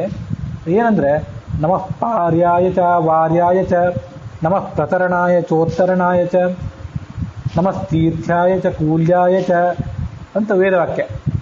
ತೀರ್ಥ್ಯಾಯ ಕೂಲ್ಯಾಯ, ಭಗವಂತ ಆ ನೀರಿನ ಪ್ರವಾಹದಲ್ಲಿದ್ದಾನೆ, ದಡದಲ್ಲೂ ಇದ್ದಾನೆ. ಆಮೇಲೆ ಪಾರ್ಯಾಯ ಅವಾರ್ಯಾಯ, ಸಾಯಂಕಾಲ ಪ್ರದೋಷದ ಸಮಯ ರುದ್ರನ ನಾವು ಧ್ಯಾನ ಮಾಡಬೇಕು ಅಂತ ಹೇಳ್ತಾರೆ. ಪಾರ್ಯಾಯ ಅವಾರ್ಯಾಯ, ಪಾರ್ಯ ಅವಾರ್ಯ ಅಂದ್ರೇನು, ಅಥವಾ ಪಾರ ಅವಾರ ಅಂದ್ರೇನು, ಅಲ್ಲೆಲ್ಲ ಕಡೆ ಯ ಅಂತ ಪ್ರತ್ಯಯ ಬಂದಿದೆಯಲ್ಲ. ತೀರ್ಥ್ಯಾಯ, ಎರಡನೇ ಅಲ್ಲ, ತೀರ್ಥ್ಯ ಮತ್ತೆ ಕೂಲ್ಯ ಅಲ್ಲಿ ಯ ಇದೆಯಲ್ಲ, ಹಾಗೆ ಪಾರ್ಯ ಅವಾರ್ಯ ಅಂತ ಯ ಇದೆಯಲ್ಲ, ಅದಕ್ಕೆ ಆ ಯ ಪ್ರತ್ಯಯಕ್ಕೆ ಏನರ್ಥ ಅಂತಂದ್ರೆ ಅದಕ್ಕೆ ನಿಯಾಮಕ ಅಂತ ಅರ್ಥ. ತೀರ್ಥ ಅಂದ್ರೆ ಗೊತ್ತು, ತೀರ್ಥ ಅಂದ್ರೆ ತೀರ್ಥಕ್ಕೆ ನಿಯಾಮಕ, ಕೂಲ ಅಂದ್ರೆ ದಡ ಅದು ಗೊತ್ತು ಎಲ್ಲರಿಗೂ, ಕೂಲ್ಯ ಅಂದ್ರೆ ದಡಕ್ಕೆ ನಿಯಾಮಕ. ಹಾಗೆ ಪಾರಕ್ ನಿಯಾಮಕ ಪಾರ್ಯ, ಆವಾರಕ್ಕೆ ನಿಯಾಮಕ ಆವಾರ್ಯ. ಅವಾರ ಇದೆಯೋ ಅವಾರ ಅಂತಿದೆಯೋ ಆವಾರ ಅಂತಿದೆಯೋ ನೋಡ್ಬೇಕು, ಅದೇನು ಹೆಚ್ಚು ವ್ಯತ್ಯಾಸ ಅಲ್ಲ ಇರಲಿ. ಅಂತೂ ತೀರ್ಥ ಅಂದ್ರೇನು, ಕೂಲ ಅಂದ್ರೆ ಏನು ಅಂತ ಗೊತ್ತು. ಪಾರ ಅಂದ್ರೇನು, ಆವಾರ ಅಂದ್ರೇನು. ಈಗ ಸಮುದ್ರಕ್ಕೆ ಪಾರಾವಾರ ಅಂತ ಒಂದು ಪರ್ಯಾಯ ಶಬ್ದ ಇದೆ, ಅದನ್ನೆಲ್ಲ ಆಲೋಚನೆ ಮಾಡ್ತಾ ಹೋಗ್ಬಿಟ್ರೆ ಎಲ್ಲ ಸ್ಪಷ್ಟ ಆಗ್ತದೆ. ಸಮುದ್ರವನ್ನು ಪಾರಾವಾರ ಅಂತ ಯಾಕೆ ಕರೀತಾರಂದ್ರೆ, ಒಂದು ತೀರಕ್ಕೆ ಪಾರ ಅಂತ ಹೆಸರು, ಮತ್ತೊಂದು ತೀರಕ್ಕೆ ಅವಾರ ಅಂತ ಹೆಸರು. ಆ ಕಡೆ ಇದ್ದಿದ್ದಕ್ಕೆ ಪಾರ ಅಂತ ಹೆಸರು, ಈ ಕಡೆ ಇದ್ದಿದ್ದಕ್ಕೆ ಅವಾರ ಅಂತ ಹೆಸರು. ಅಂದ್ರೆ ಪಾರಂಗತ ಅಂತ ಯಾಕೆ ಕರೀತಾರೆ, ಆ ತೀರಕ್ಕೆ ಹೋಗಿ ಮುಟ್ಟಿದವನು, ಇನ್ನು ಈ ತೀರದಲ್ಲಿ ಕೂತಿಲ್ಲ, ಸಕಲ ಶಾಸ್ತ್ರ ಪಾರಂಗತ ಅಂತಂದ್ರೆ ಆ ತೀರಕ್ಕೆ ಹೋಗಿ ಮುಟ್ಟಿದವನು ಅಂತ ಅರ್ಥ. ಹಾಗಾದ್ರೆ ಈ ತೀರ್ಥಕ್ಕೆ ನಿಯಾಮಕ, ದಡಕ್ಕೆ ನಿಯಾಮಕ. ತೀರ್ಥ ಅಂದ್ರೆ ನೀರ ಪ್ರವಾಹ, ನೀರಿನ ಪ್ರವಾಹಕ್ಕೆ ನಿಯಾಮಕ, ದಡಕ್ಕೆ ನಿಯಾಮಕ, ಆ ದಡಕ್ಕೆ ನಿಯಾಮಕ, ಈ ದಡಕ್ಕೆ ನಿಯಾಮಕ. ಇದೆಲ್ಲ ಯಾವ ದಡ ವಿಚಾರ ಮಾಡ್ಬೇಕಲ್ಲ. ಇನ್ನೂ ಯಾವುದೋ ನದಿ ನೋಡ್ತಾ ಕೂತಿದ್ವಿ, ಘಟಪ್ರವಾಹ ನದಿ, ಆ ಕಡೆ ತೀರ ಈ ಕಡೆ ತೀರ, ಅದು ಇಲ್ಲಂದ ಯಾರದ್ದವ್ರು ಅದು ಹೇಳ್ಬೇಕಾಗಿಲ್ಲಲ್ಲ ಭಗವಂತ ರಾಮ ಮಹತ್ವವನ್ನು ಹೇಳ್ಬೇಕಾಗಿಲ್ಲ. ಹಾಗಾದ್ರೆ ತೀರ್ಥ ಅಂತಂದ್ರೆ ನೀರ ಪ್ರವಾಹ ಅಂದ್ರೆ ಬೇರೆನೇ ಇದ್ದಿರ್ಬೇಕು, ದಡ ಅಂದ್ರೆ ಬೇರೆನೇ ಇದ್ದಿರ್ಬೇಕು, ಆ ದಡ ಈ ದಡ ಅಂದ್ರೆ ಅದು ಬೇರೆನೇ ಇದ್ದಿರ್ಬೇಕು. ಅದ್ಯಾವ ಆ ದಡ ಈ ದಡ ಅಂದ್ರೆ, ನಡುವಿನ ನೀರ ಪ್ರವಾಹ ಇದೆಯಲ್ಲ ಅದು ಸಂಸಾರ ಸಾಗರ, ಅದರ ಆ ದಡ ಈ ದಡ ಅಂದ್ರೆ ಯಾವುದು? ಆ ದಡ ಅಂದ್ರೆ ಮೋಕ್ಷ, ಈ ದಡ ಅಂದ್ರೆ ಯಾವುದು? ಈ ದಡ ಅಂದ್ರೆ ಅಸೃಜ್ಯಾವಸ್ಥೆ. ಅದಲ್ಲದೆ ಹೋದ್ರೆ, ಅಸೃಜ್ಯಾವಸ್ಥೆ ಅಲ್ಲದೆ ಹೋದ್ರೆ, ಅನಾದಿ ಕಾಲದಿಂದ ನಾವು ಸಂಸಾರದಲ್ಲಿ ಇದ್ದಿದ್ದಾದ್ರೆ ಆ ಪಾರ ಅವಾರ ಅನ್ನುವಂಥ ಎರಡು ಸಂಗತಿ ಹೊಂದೋದೇ ಇಲ್ಲ. ಇಲ್ಲೇ ಪಾರಾವಾರ ಅನ್ನೋದಕ್ಕೆ ಬೇರೆ ಅರ್ಥನೂ ಏನಾದ್ರು ಮಾಡ್ಬೋದು, ಸಾವು ಹುಟ್ಟು ಅಂತ ಅರ್ಥ ಮಾಡ್ಬೋದು. ನಡುವಿನ ನೀರೆಲ್ಲ ಇರೋದು ನಮ್ಮ ನಡುವಿನ ಚಟುವಟಿಕೆ ಹಾಗೂ ಅರ್ಥ ಮಾಡ್ಬೋದು. ಆ ಕಡೆ ಇರೋದು ಸಾವು, ಈ ಕಡೆ ಇರೋದು ಹುಟ್ಟು, ನಡುವಿನ ಇರೋದು ಜೀವನ, ಹೀಗೂ ಅರ್ಥ ಮಾಡ್ಬೋದು. ಅಥವಾ ಈ ಕಡೆ ಹಗಲು, ಈ ಕಡೆ ಈಗೊಂದು ದಿನ, ಆ ಕಡೆ ಮತ್ತೆ ಸೂರ್ಯಾಸ್ತ ಸೂರ್ಯೋದಯ, ಅದ್ರ ನಡುವಿನ ಏನಿದೆ ರಾತ್ರಿ, ಹೀಗೆಲ್ಲ ಅರ್ಥ ಮಾಡ್ಬೋದು. ಇಷ್ಟೆಲ್ಲ ಅರ್ಥವನ್ನು ಒಳಗೊಂಡೇ ಆ ವೇದವಾಕ್ಯ ಸುಮ್ಮನೆ ಆ ದಡ ಈ ದಡ ಅಂತ ಹೇಳಿದೆ, ಏನನ್ನೂ ಸ್ಪಷ್ಟವಾಗಿ ಹೇಳಿಲ್ಲ. ನೀವೇನ್ ಬೇಕೋ ಅದನ್ನು ತಿಳ್ಕೊಳ್ರಿ ಅಂತ ಹೇಳಿ ಸುಮ್ಮನೆ ಆಗಿದೆ. ಆಯ್ತು. ಹಾಗಾದ್ರೆ ಸಂಸಾರ ಸಾಗರವನ್ನೇ ನಡುವಿನ ನೀರ ಪ್ರವಾಹ ಅಂತ ಇಟ್ಕೊಂಡ್ರೆ ಆ ಕಡೆ ದಡ ಯಾವುದು, ಈ ಕಡೆ ದಡ ಯಾವುದು? ಆ ಕಡೆ ದಡವೇ ಮೋಕ್ಷ, ಈ ಕಡೆ ದಡ ಅಸೃಜ್ಯಾವಸ್ಥಾ. ಅದಲ್ಲದೆ ಹೋದ್ರೆ ಪಾರಾವಾರ ಅಂತ ಭಗವಂತನ ಸ್ತೋತ್ರ ಮಾಡ್ಲಿಕ್ಕೆ ಅರ್ಥವೇ ಇಲ್ಲ. ಹಾಗಾದ್ರೆ ಅಸೃಜ್ಯಾವಸ್ಥೆ ಅಂತ ಒಂದಿದೆ, ಅನಾದಿ ಕಾಲದಿಂದ ಯಾವ ಜೀವನ ಕೂಡ ಸಂಸಾರದಲ್ಲಿಲ್ಲ. ನಿತ್ಯ ರಾಜಸರಾಜ ಜೀವನ ಬಗ್ಗೆ ಸ್ವಲ್ಪ ವಿಚಾರ ಮಾಡಬೇಕು. ಅದ್ರ ಬಗ್ಗೆ ಹಿರಿಯರಾದಂಥ ನಮ್ಮ ಇವತ್ತಿನ ಕಾಲಕ್ಕೆ ಹಿರಿಯರಾದಂಥ ವಿದ್ವಾಂಸರು ಕೂಡ ಇನ್ನಷ್ಟು ಇದ್ರ ಬಗ್ಗೆ ವಿಚಾರ ಮಾಡ್ರಿ ಅಂತ ನಮ್ಮಂಥ ಸಣ್ಣವರಿಗೆ ಹೇಳ್ತಾರೆ. ಹಾಗಾಗಿ ಅದನ್ನಷ್ಟು ವಿಚಾರ ಮಾಡೋದು ಆ ಕಡೆ ಇರಲಿ. ರಾಜಸರ ಬಗ್ಗೆ ಸಾತ್ವಿಕ ತಾಮಸರಂತೂ ಅಸೃಜ್ಯಾವಸ್ಥೆಯಲ್ಲಿ ಮೊದಲಿದ್ರು, ಆವಾಗ ಅವ್ರಿಗೇನು ಗೊತ್ತೇ ಇದ್ದಿದ್ದಿಲ್ಲ. ಅವರನ್ನು ಭಗವಂತ ಈ ಭೂಮಿಗೆ ತಂದ ಒಂದು ಕಾಲದ ಹಂತದಲ್ಲಿ. ಆಮೇಲೆ ಅವರೆಲ್ಲ ಏನಾಗ್ತಾರೆ, ತಮ್ಮ ಒಂದು ಗತಿಯನ್ನು ಹೊಂದುತ್ತಾರೆ. ಅದಕ್ಕಾಗಿ ಪಾರ್ಯಾಯಚ ವಾರ್ಯಾಯಚ, ಅದರ ನಡುವೆ ನಮಃ ಪ್ರತರಣಾಯ ಚೋತ್ತರಣಾಯಚ. ಪ್ರತರಣ ಅಂದ್ರೆ ಮೋಸ ಮಾಡೋದು. ಆ ಸಾಧನೆ ಮಾರ್ಗದಲ್ಲಿ ನಾನಾ ಥರದ ಅಡ್ಡಿಗಳು ತಂದು ಒಡ್ತಾನೆ ಅವರಿಗೆ ಭಗವಂತ. ಆದರೆ ಹಂಗೆ ಅಂತಲ್ಲ, ನಮಃ ಪ್ರತರಣಾಯಚ ಉತ್ತರಣಾಯಚ, ನಾನಾ ಥರದ ಅಡ್ಡಿಗಳನ್ನು ತಂದು ಒಡ್ಡಿದ್ರು ಕೂಡ ಮತ್ತೆ ಆ ಅಡ್ಡಿ ಆತಂಕಗಳನ್ನು ಮೀರ್ಲಿಕ್ಕೆ ಪರಿಹಾರ ಮಾರ್ಗಗಳನ್ನು ತೋರಿಸ್ತಾನೆ. ನಿಮಗೆ ಕಚ್ಚಿ ಕೆಳಗೆ ಬೀಳಿಸಕ್ಕೆ ಹಾವನ್ನು ಇಟ್ಟಿದ್ದಾನೆ, ಮೇಲೆ ಏರ್ಸಕ್ಕೆ ಏಣಿಯನ್ನು ಕೂಡ ಇಟ್ಟಿದ್ದಾನೆ ಅಂತ ನಿನ್ನೆ ಹೇಳಿದ್ದಲ್ಲ. ಹಾಗೆ ನಮಃ ಪ್ರತರಣಾಯ ಚೋತ್ತರಣಾಯ ಅಂದ್ರೆ ಅದೇ ಅರ್ಥ. ಇದು ಹೀಗೆ ಅಸೃಜ್ಯಾವಸ್ಥೆ ಅಂತ ಒಂದಿದೆ ಅಂತ ಕಾಣಿಸ್ತದೆ. ಯಾಕಂದ್ರೆ ಆಚಾರ್ಯರು ಕೂಡ ತಾತ್ಪರ್ಯ ನಿರ್ಣಯದಲ್ಲಿ ಗಣಶೋಪ್ಯನಂತಹ ಅಂತ ಹೇಳ್ತಾರೆ. ಈ ಮಾತು ತಾತ್ಪರ್ಯ ನಿರ್ಣಯ 1, 2, 3 ಈ 3 ಅಧ್ಯಾಯಗಳ ಪೈಕಿ ಒಂದು ಕಡೆ ಬಂದಿದೆ. ಅದು ಈ ಋಜುತ್ವ ಯೋಗಿಗಳಂತ ಚತುರ್ಮುಖ ಬ್ರಹ್ಮನ ಪದವಿಗೆ ಹೋಗುವಂತಹ ಒಂದು ಗಣ ಇದೆ. ಆ ಗಣ ಮುಗಿದ್ಮೇಲೆ ಏನು ಗತಿ ಅಂತ ಪ್ರಶ್ನೆ ಮಾಡಬೇಡಿ, ಮತ್ತೊಂದು ಗಣ ಬರ್ತದೆ. ಹಾಗೆ ಎಲ್ಲ ಇಂದ್ರಾದಿ ಪದವಿಗೆ ಹೋಗುವಂತ ಒಂದು ಗಣ ಇದೆ. ಈ ಗಣದವರು ಅಲ್ಲಿ ಹೋಗೋದಿಲ್ಲ, ಆ ಗಣದವರು ಇಲ್ಲಿ ಹೋಗೋದಿಲ್ಲ, ಅಲ್ಲಿ ಚುನಾವಣೆ ಇಲ್ಲ. ಹಾಗಾಗಿ ಆಯಾ ಗಣದವರು ಆಯಾ ದೇವತೆ ಪದವಿಯನ್ನೇ ಪಡ್ಕೋತಾರೆ. ಗಣ ಮುಗಿತು ಅಂತ ಚಿಂತೆ ಮಾಡಬೇಡಿ. ಗಣ ಶೋಪಿ ಅನಂತ ಗಣಗಳಿವೆ. ಹಾಗಾದ್ರೆ ಅವ್ರು ಮುಂದೆ ಮೊದಲು ಏನ್ ಮಾಡ್ತಿರ್ತಾರೆ, ಸುಮ್ಮನೆ ಕೂತಿರ್ತಾರೆ, ವೇಟಿಂಗ್ ಲಿಸ್ಟ್ನಲ್ಲಿ ಕೂತಿರ್ತಾರೆ. ಮುಂದೆ ಬರ್ತಾರೆ ಅವರು, ಆ ಗಣಕ್ಕೆ ಅವ್ರು ಇಳಿದು ಬರ್ತಾರೆ ಆ ಪದವಿಗೆ ಅಂತ. ಹೀಗೆಲ್ಲ ಅದನ್ನು ಆಚಾರ್ಯರು ಸೂಕ್ಷ್ಮವಾಗಿ ಸೂಚನೆ ಮಾಡಿದ್ದಾರೇನೋ ಅಸೃಜ್ಯಾವಸ್ಥೆಯನ್ನ. ಅಂತ ಅನಿಸ್ತದೆ. ಇನ್ನೂ ಕೂಡ ವಿಚಾರ ಮಾಡಬೇಕು. ಹೀನ ಸತ್ಕರ್ಮಗಳೆರಡು ಪವಮಾನ ದೇವನು ಮಾಳ್ಪನಿದಕ್ಕನುಮಾನವಿಲ್ಲೆಂದೆನುತ ದೃಢ ಭಕ್ತಿಯಲ್ಲಿ ಭಜಿಪರ್ಗೆ ಪ್ರಾಣಪತಿ ಸಂಪ್ರೀತನಾಗಿ ಕುಯೋನಿಗಳ ಕೊಡ ಎಲ್ಲ ಕರ್ಮಗಳ ಆನೆ ಮಾಡುವೆನೆಂಬ ಮನುಜರ ನರಕ ವೈದಿಸುವ. ಏನು ತಿಳ್ಕೋಬೇಕು ಅಂತಂದ್ರೆ, ಒಬ್ಬ ಜೀವ ನನ್ನ ಕಡೆಯಿಂದ ಬೇಕಾದ ಸತ್ಕೆಲಸನೂ ಆಗ್ತದೆ, ಒಳ್ಳೆ ಕೆಲಸ ಎಲ್ಲನೂ ಆಗ್ತದೆ. ಅದನ್ನೆಲ್ಲ ಮಾಡೋನು ಯಾರು ಇರ್ತಾನೆ? ಒಳಗೆ ವಾಯು ಇದ್ದಾನೆ, ಅದರೊಳಗೆ ಭಗವಂತ ಇದ್ದಾನೆ. ಹೀನ ಕರ್ಮ ಸತ್ಕರ್ಮ ಎರಡನ್ನು ಹೋಮಾನ ದೇವನು ಮಾಡ್ತಾನೆ. ಇದಕ್ಕೆ ಅನುಮಾನವಿಲ್ಲ, ಇದ್ರ ಬಗ್ಗೆ ಏನು ಸಂಶಯ ಬೇಡ. ದೃಢ ಭಕ್ತಿಯಲ್ಲಿ ಹೀಗೆ ತಿಳ್ಕೊಳ್ರಿ, ದೃಢವಾದ ಭಕ್ತಿಯಿಂದ ಈಗ ದೇವರು ಮಾಡಿಸ್ತಾ ಇದ್ದಾನೆ ಅಂತ ತಿಳ್ಕೊಳ್ರಿ. ಅವರಿಗೆ ಆ ಪ್ರಾಣಪತಿ ಅವನಿದ್ದಾನಲ್ಲ, ಒಳಗಿನ ಮಹಾಪ್ರಾಣ, ಇವನು ಮಧ್ಯಮ ಪ್ರಾಣ, ಇವನು ನಾವು ಅಲ್ಪ ಪ್ರಾಣರು. ಆ ಪ್ರಾಣಪತಿ ಸಂಪ್ರೀತನಾಗಿ ಬಹಳ ಪ್ರೀತಿಯಿಂದಾಗಿ ಕುಯೋನಿಗಳ ಕೊಡ ಎಂದು ಅವರಿಗೆ ಕೆಟ್ಟ ಜನ್ಮ ಬರೆಸೋದಿಲ್ಲ. ಅವ್ರನ್ನ ಸಜ್ಜನ್ಮದಲ್ಲಿ ಸುಗ್ಗತಿ ಕೊಟ್ಟು ಸಜ್ಜನ್ಮದಲ್ಲಿಟ್ಟು ಕಾಪಾಡ್ತಾನೆ ಅಂತ ಜೀವರನ್ನ. ಎಲ್ಲ ಕರ್ಮಗಳ ಆನೆ ಮಾಡುವೆನೆಂಬ ಮನುಜರ ನರಕ ವಹಿಸುವ. ಅವ್ರೇನು ಮಾಡ್ತಾರಲ್ಲ, ನಾವು ಮಾಡ್ತೇವೆ. ಯಕ್ಷೇ ದಾಸ್ಯಾಮಿ ಮೋದಿಷ್ಯೇ ಇತ್ಯಜ್ಞಾನ ವಿಮೋಹಿತಾ ಭಗವದ್ಗೀತೆ ಹೇಳ್ತದೆ. ಆಢ್ಯೋಭಿಜನವಾನಸ್ಮಿ ಕೋನ್ಯೋಸ್ತಿ ಸದಸೋಮಯ. ಆಢ್ಯ ಬೇಕಾಷ್ಟು ಸಂಪತ್ತಿದೆ, ಅಭಿಜನವಾನಸ್ಮಿ ದೊಡ್ಡ ಕುಟುಂಬ ಇದೆ ನಮಗೆ, ನಮ್ಮ ಬೀಗರು ಅವರಿವರೆಲ್ಲ ದೊಡ್ಡ ಸಂಪನ್ನರಾಗಿದ್ದಾರೆ. ಕೋನ್ಯೋಸ್ತಿ ಸದಸೋಮಯ, ನನಗೆ ಸಮಾನರಾದವರು ಯಾರು? ಯಕ್ಷೇ ಯಜ್ಞ ಮಾಡ್ತೇನೆ, ದಾಸ್ಯಾಮಿ ದಾನ ಮಾಡ್ತೇನೆ, ಮೋದಿಷ್ಯ ಸಂತೋಷ ಪಡ್ತೇನೆ. ಇತಿ ಅಜ್ಞಾನ ವಿಮೋಹಿತ. ಹಾಗೆ ತಿಳ್ಕೊಂಡ್ಬಿಟ್ಟು ನರಕ ವಿಧಿಸುವ.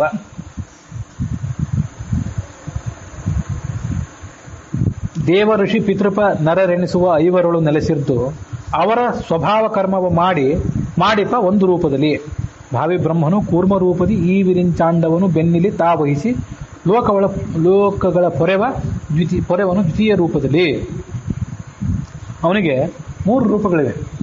ಏನು ಮಾಡ್ತಾನೆ ಅಂತಂದ್ರೆ, ಈ ದೇವ ಋಷಿ ಪಿತೃಪಾಹ ನರಾಹ ಇತಿ ಮುಕ್ತಾಸ್ತು ಪಂಚತಃ.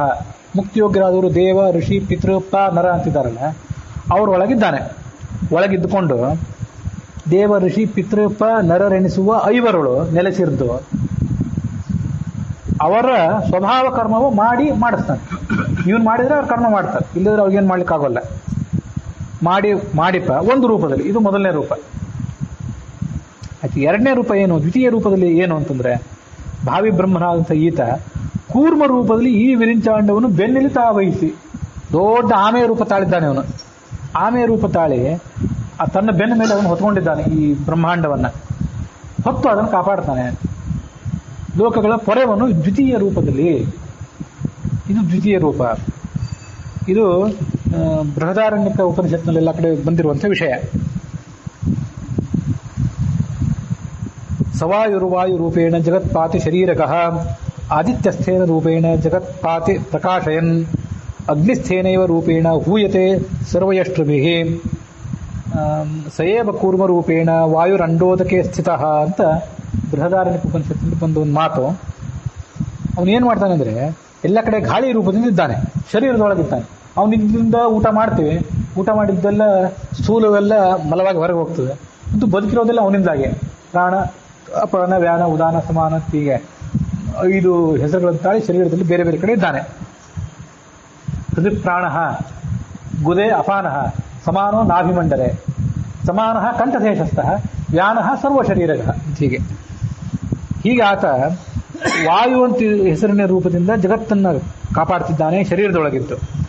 ಆದಿತ್ಯನೊಳಗಿದ್ದಾನೆ ಜಗತ್ಪಾತಿ ಪ್ರಕಾಶಯನ್. ಆದಿತ್ಯನ ಒಳಗಿದ್ದು ಜಗತ್ತನ್ನೆಲ್ಲ ನೋಡ್ಕೊಳ್ಳೋನು ಇವನೇ. ಇದು ಆತನ ಮಹಿಮಾ. ಸಯಶ್ಚಾಯಂ ಪುರುಷೇ ಯಶ್ಚಾಸಾವಾದಿತ್ಯೆ ಸ ಏಕಃ. ಅರ್ಥ ಬಹಳ ಸುಲಭ ಇದೆ. ಪುರುಷೇ ಯಹ ಸಯವ ಆದಿತ್ಯ. ಪುರುಷನೊಳಗೇನು ಇದ್ದಾನಲ್ಲ ಈ ಭಗವಂತ, ಪ್ರಾಣ ಮತ್ತು ಭಗವಂತ, ಅವನೇ ಅಲ್ಲಿದ್ದಾನೆ. ಸ ಏಕಃ ಸಯಶ್ಚಾಯಂ ಪುರುಷೇ ಯಶ್ಚಾಸಾವಾದಿತ್ಯೆ ಸ ಏಕಃ ಸಯ ಏವಂವಿದ ಅಸ್ಮಾಲ್ಲೋಕಾತ್ ಪ್ರೇತ್ಯ ಏತಮನ್ನಮಯಮಾತ್ಮಾನಮುಪಸಂಕ್ರಾಮತಿ. ಇಲ್ಲಿರುವವನೇ ಅಲ್ಲಿರುವವನು ತಿಳ್ಕೊಂಡ್ಬಿಟ್ರೆ ಅವನು ಅಸ್ಮಾಲ್ಲೋಕಾತ್ ಪ್ರೇತ್ಯ, ಈ ಜಗತ್ತಿನ ದಾಟಿದ ಬಳಿಕ ಏತಮನ್ನಮಯಮಾತ್ಮಾನಮುಪಸಂಕ್ರಾಮತಿ, ಅನ್ನಮಯ ರೂಪವಾದ ಭಗವಂತನನ್ನು ತಲುಪ್ತಾನೆ. ಏತಂ ಪ್ರಾಣಮಯಮಾತ್ಮಾನಂ ಉಪಸಂಕ್ರಾಮತಿ, ಏತಂ ಮನೋಮಯಮಾತ್ಮಾನಂ ಉಪಸಂಕ್ರಾಮತಿ, ಏತಂ ವಿಜ್ಞಾನಮಯಮಾತ್ಮಾನಂ ಉಪಸಂಕ್ರಾಮತಿ, ಏತಂ ಆನಂದಮಯಮಾತ್ಮಾನಂ ಉಪಸಂಕ್ರಾಮತಿ. ಇದೆಲ್ಲ ತೈತ್ತರೀಯ ಉಪನಿಷತ್ತು. ಹೀಗೆ ಇಲ್ಲಿರುವವನೇ ಅಲ್ಲಿದ್ದಾನೆ ಅಂತ ಅರ್ಥ ಅದಕ್ಕೆ. ಆಮೇಲೆ ಅಗ್ನಿಸ್ಥೇನೈವ ರೂಪೇಣ ಹೂಯತೆ ಸರ್ವ ಯಷ್ಟಭಿಹಿ. ಅಗ್ನಿಯೊಳಗಿದ್ದಾನೆ. ಅಗ್ನಿಯೊಳಗಿದ್ದು ನೀವೇನು ಹೋಮ ಮಾಡಿದ್ರು, ಅದು ಬ್ರಹ್ಮಚಾರಿಗಳು ಮಾಡುವಂಥ ಅಗ್ನಿ ಕಾರ್ಯ ಇರಬಹುದು, ಗೃಹಸ್ಥರು ಮಾಡುವಂಥ ಉಪಾಸನ ಅಗ್ನಿಹೋತ್ರ ಇರಬಹುದು, ವೈಶ್ವದೇವ ಇರಬಹುದು, ರಾಜಸೂಯ ಅಂತ ಮಹಾಯಜ್ಞ ಇರಬಹುದು. ಅಗ್ನಿಯೊಳಗೆ ತಾನಿದ್ದು ಎಲ್ಲರ ಹೋಮ ಸ್ವೀಕಾರ ಮಾಡುವನು ಅವನೇ. ಇವನೇ ಕೂರ್ಮ ರೂಪೇಣ ಅಂಡೋದಕ್ಕೆ ಸ್ಥಿತ. ಬ್ರಹ್ಮಾಂಡ ಅಂತೇನಿದೆಯಲ್ಲ, ಆ ಬ್ರಹ್ಮಾಂಡಕ್ಕೆ ಒಂದು ನೀರಿನಲ್ಲಿದೆ ಅದು. ಅಲ್ಲಿದ್ದು ಕೂರ್ಮದು. ಕೂರ್ಮ ಅಂದ್ರೆ ನೀರಿನಲ್ಲೇ ಇರುವಂಥದ್ದು. ತನ್ನ ಬೆನ್ನ ಮೇಲೆ ಇದನ್ನೆಲ್ಲ ಹೊತ್ತಿದೆ. ವಸ್ತುತಃ ಅಲ್ಲಿ ಏನಂತಂದ್ರೆ, ಮೊದಲು ವಿಷ್ಣು ಕೂರ್ಮ ಅಂತಿದೆ. ವಿಷ್ಣು ಕೂರ್ಮ ರೂಪದಿಂದ ಇದ್ದಾನೆ. ಆ ವಿಷ್ಣು ಕೂರ್ಮದ ಬೆನ್ನ ಮೇಲೆ ವಾಯುಕೂರ್ಮ ಇದೆ. ಇದನ್ನು ವಾಯುಕೂರ್ಮಕ್ಕೆ ತಾನೇ ಹೊರಲಿಕ್ಕೆ ಶಕ್ತಿ ಇಲ್ಲ ಅದಕ್ಕೆ. ವಿಷ್ಣು ಕೂರ್ಮ ಮೊದಲು, ಆಮೇಲೆ ವಾಯುಕೂರ್ಮ ಅದ್ರ ಮೇಲೆ. ಬಿಭರ್ತ್ಯಂಡಂ ಹರಿಕೂರ್ಮಂ ಕೂರ್ಮ ತು ಅಂಡೇ ಚಾಪ್ಯುದಕಂ ಮಹತ್ ಉದಕೆ ಕೂರ್ಮರೂಪಸ್ಯ ವಾಯುಪುಚ್ಛಂ ಸಮಾಶ್ರಿತಃ. ವಿಷ್ಣುಕೂರ್ಮದ ಬೆನ್ನು ಹಿಡಿದು ವಾಯುಕೂರ್ಮ, ವಾಯೋಪುಚ್ಛಂ ಸಮಾಶ್ರಿತ್ಯ ಶೇಷಸ್ತು ಪೃಥಿವೀಮಿಮಾಂ. ವಾಯುಕೂರ್ಮದ ಮೇಲೆ ಶೇಷಕೂರ್ಮ, ಅದೇ ಸಂಕರ್ಷಣ. ವಿಭರ್ತಿ ತಸ್ಯಾಂಶ ಜಗತಿ ಇದಂ ಸರ್ವಂ ಪ್ರತಿಷ್ಠಿತಂ. ಆ ಬ್ರಹ್ಮಾಂಡದಲ್ಲಿ ಜಗತ್ತೆಲ್ಲವೂ ಕೂಡ ಇದೆ. ಆ ವಾಯುಕೂರ್ಮದ ಮುಖ ಎಲ್ಲಿದೆ? ವಾಯೋಸ್ತು ಕೂರ್ಮ ರೂಪಸ್ಯ ಪೂರ್ವತಶ್ಚ ಉದಕೆ ಮುಖ, ಪೂರ್ವಕದ್ರ ಮುಖ ಇದೆ. ಆಗ್ನೇಯ ಈಶಾನಗವು ಬಾಹು, ಆಗ್ನೇಯ ಮತ್ತು ಈಶಾನ್ಯ ದಿಕ್ಕಿಗೆ ಅದ್ರ ಬಾಹುಗಳಿವೆ. ಅದು ಮುಂದಿನ ಎರಡು ದಿಕ್ಕುಗಳು ಗಮನಿಸ್ರಿ. ಪೂರ್ವಕ್ಕೆ ಹೀಗಿದ್ರೆ ಆಗ್ನೇಯ ಈಶಾನ್ಯ. ಆಮೇಲೆ ಆಗ್ನೇಯ ಈಶಾನಕವು ಬಾಹು, ಪಾದವು ನಿರ್ವೃತಿ ವಾಯುಗವು. ನೈಋತ್ಯ ದಿಕ್ಕಿಗೆ ಒಂದು, ವಾಯು ದಿಕ್ಕಿಗೆ ಒಂದು, ಎರಡು ಪಾದ ಇದೆ. ಇದು ಆ ವಾಯುಕೂರ್ಮದ ಸ್ಥಿತಿ. ಉಪಾಸೆ ಕೂರ್ಮರೂಪಂ ಯೋ ವಾಯುಂ ಸಂಸ್ಥಿತಿ ಮಾಪ್ನುಯಾತ್ ಇಚ್ಛೆಯ ವಿನಿವೃತ್ತಿಂ ವಾ ಲೋಕಂ ಚಾವೃತ್ತಿ ವರ್ಜಿತಂ. ವಾಯುಕೂರ್ಮವನ್ನು, ವಿಷ್ಣುಕೂರ್ಮವನ್ನೆಲ್ಲ ಧ್ಯಾನ ಮಾಡಿದವರು ಅವರು ಆ ಭಗವಂತನ ಮಹಿಮೆಯನ್ನೆಲ್ಲ ತಿಳ್ಕೊಂಡಂತಾಗ್ತದೆ. ಒಂದು ಶ್ರೇಷ್ಠವಾದ ಜೀವನ, ಸ್ವಚ್ಛಂದ ಮೃತ್ಯುವನ್ನು ಪಡ್ಕೊಳ್ತಾನೆ, ಕೊನೆಗೆ ಭಗವಂತನ ಸನ್ನಿಧಾನವನ್ನು ಪಡ್ಕೊಳ್ತಾನೆ ಅಂತ ಇದೆಲ್ಲ ಬೇರೆ ಬೇರೆ ಗ್ರಂಥಗಳಲ್ಲಿ ಬಂದಿರುವಂಥ ವಾಕ್ಯಗಳು. ವಿಷ್ಣುಕೂರ್ಮ, ವಾಯುಕೂರ್ಮ, ಸಂಕರ್ಷಣ. ಪ್ರಪಂಚ ಎಲ್ಲಿದೆ? ಭೂಮಿ ಎಲ್ಲಿದೆ ಅಂದರೆ ಗುರುತ್ವಾಕರ್ಷಣ ಶಕ್ತಿ ಇದನ್ನು ಹಿಡಿದು ನಿಂತಿದೆ ಅಂತಂತೀವಿ ನಾವು. ಗುರುತ್ವಾಕರ್ಷಣೆ ಅಂದರೆ ಸಂಕರ್ಷಣ. ಎಲ್ರಿ ಗುರುತ್ವಾಕರ್ಷಣೆ ಅಂದರೆ? ಆ ಗುರುತ್ವ ಆಕರ್ಷಣ ಅಂದ್ರೂ ಸಂಕರ್ಷಣ ಅಂದ್ರೂ ಒಂದೇ.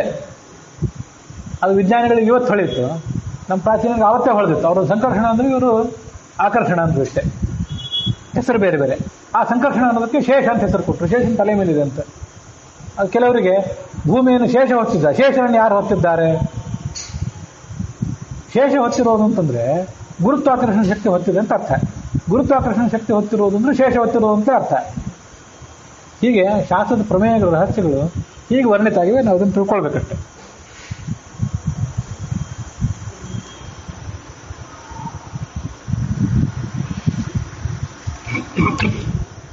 ಇನ್ನೊಂದು ರೂಪ ಇದೆ ಆತ. ಅದೊಂದು ರೂಪದಿಂದ ಏನು ಮಾಡ್ತಾನೆ ಅಂತ ನೋಡಿ ಇವತ್ತಿನ ಶ್ರವಣ ನಾವು ಮುಕ್ತಾಯ ಮಾಡಬೇಕು.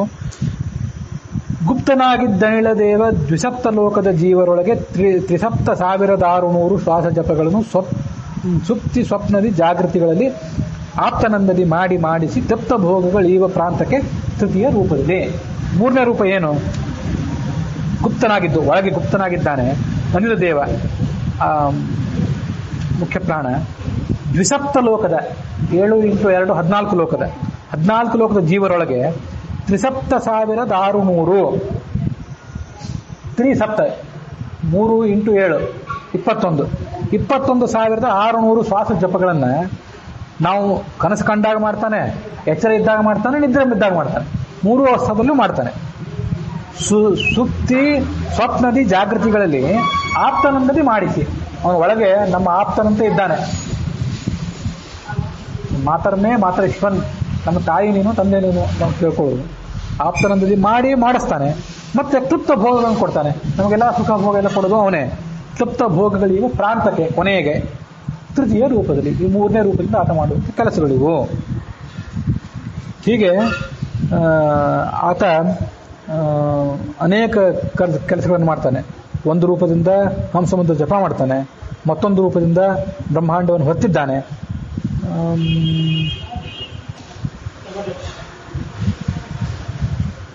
ಮತ್ತೊಂದು ರೂಪದಿಂದ ಈ ದೇವರ್ಷಿ ಪಿತೃಪ ನರ ಅಂತ ಏನಿದ್ದಾರಲ್ಲ ಅವರ ಯೋಗ್ಯವಾದ ಕರ್ಮಗಳನ್ನು ಮಾಡಿಸಿ ಅವ್ರನ್ನ ಸದ್ಗತಿಗೆ ತಲುಪಿಸ್ತಾನೆ. ಏಕವಿಂಶತ್ ಸಹಸ್ರಾತ್ಮ ಸಚಕ್ಷತ ಮಹರ್ನಿಶಂ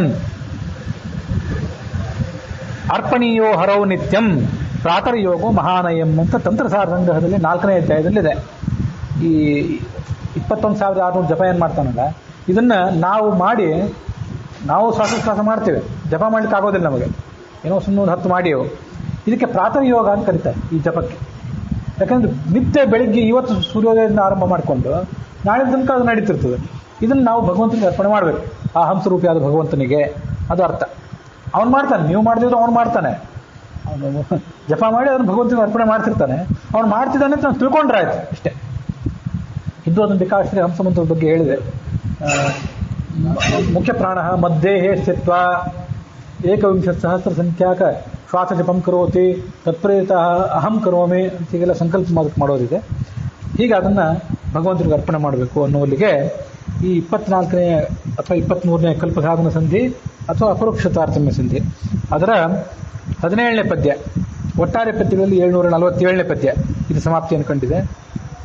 ಇವತ್ತಿನ ಭಾಗ ಇದೇನಿದೆಯಲ್ಲ, ಇವತ್ತು ಇದನ್ನು ಗೌರಿ ಹುಣ್ಣಿಮೆ ಅಂತ ಕರೀತಾರೆ. ಇದನ್ನು ಪಂಚಾಂಗದಲ್ಲಿ ವ್ಯಾಸ ಪೂಜಾ ಅಂತ ಕೂಡ ಹೇಳ್ತಾರೆ. ವ್ಯಾಸ ಪೂಜಾ, ವ್ಯಾಸ ಪೂರ್ಣಿಮಾ ಅಂತ ಕರೀತಾರೆ. ಹಾಗಾಗಿ ಆ 3 ರೂಪಗಳಿಂದ ಕೂಡಿದಂಥ ಮುಖ್ಯ ಪ್ರಾಣಿ ಏನಿದ್ದಾನಲ್ಲ, ಕೂರ್ಮ ಅಂತ ಒಂದು ರೂಪ, ಎಲ್ಲರಿಗೂ ಅವರವರ ಗತಿಗಳಿಗೆ ಗತಿಯನ್ನು ಕಾಣಿಸುವಂಥ ಒಂದೊಂದು ರೂಪ, ಮತ್ತು ಶ್ವಾಸ ಜಪವನ್ನು ಮಾಡುವಂಥ ಮತ್ತೊಂದು ರೂಪ. ಆ 3 ರೂಪದಿಂದ ಕೂಡಿದಂತಹ ಮುಖ್ಯ ಪ್ರಾಣಗಳಲ್ಲಿ ಅಂತರ್ಯಾಮಿಯಾಗಿರ್ತಕ್ಕಂಥ ಬ್ರಹ್ಮೀಪತಿ ವೇದವ್ಯಾಸ, ಆತನಿಗೆ ಇದು ಅರ್ಪಣೆಯಾಗಬೇಕು. ವೇದವ್ಯಾಸಾಭಿನ್ನನಾದಂಥ ಹಂಸರೂಪಿಯಾದ ಭಗವಂತನಿಗೆ ಇದು ಅರ್ಪಿತ ಆಗಬೇಕು ಅನ್ನುವಲ್ಲಿಗೆ ಇವತ್ತಿನ ಈ ಕಥಾಭಾಗ ಸಮಾಪ್ತಿಯನ್ನು ಕಂಡಿದೆ.